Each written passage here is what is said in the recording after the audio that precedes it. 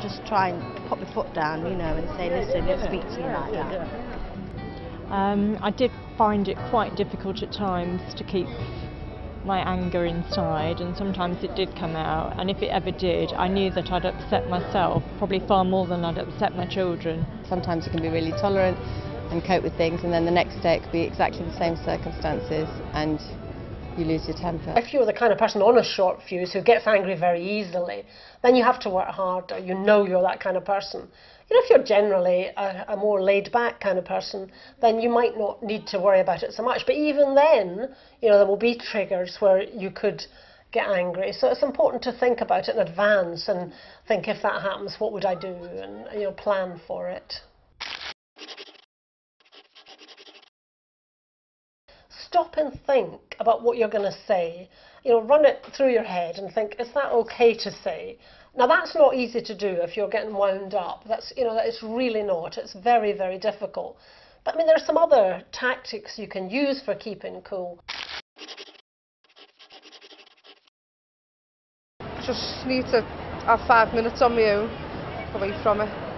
Take that time out for yourself to calm down, whatever it takes, you know, whether it's sitting down, you know, with a coffee to relax or putting on some music, whatever it takes before you go back to the situation. And say to your child, I'm too angry to deal with this now, so I'm going to go away and calm down.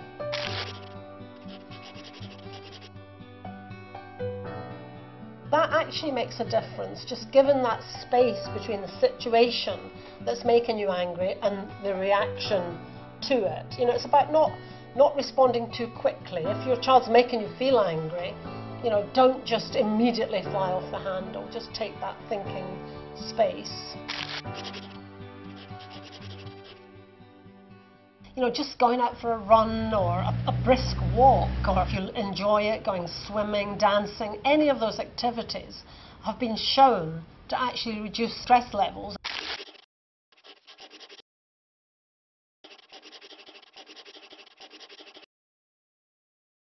I mean, there's no question that children copy parents' behaviour. And if they see you, like if you just, you know, the milk boils over, or you've laddered your tights, or, you know, you can't find a parking space, if you go in a rage with those everyday situations, then don't be surprised if they do. You know, don't be surprised when your child reacts in an angry way when their toy's broken or they can't do their homework. Even if you don't always succeed, it's an important lesson to show that you're actually trying, you know, to keep cool, to keep calm. That teaches children that you can manage those feelings.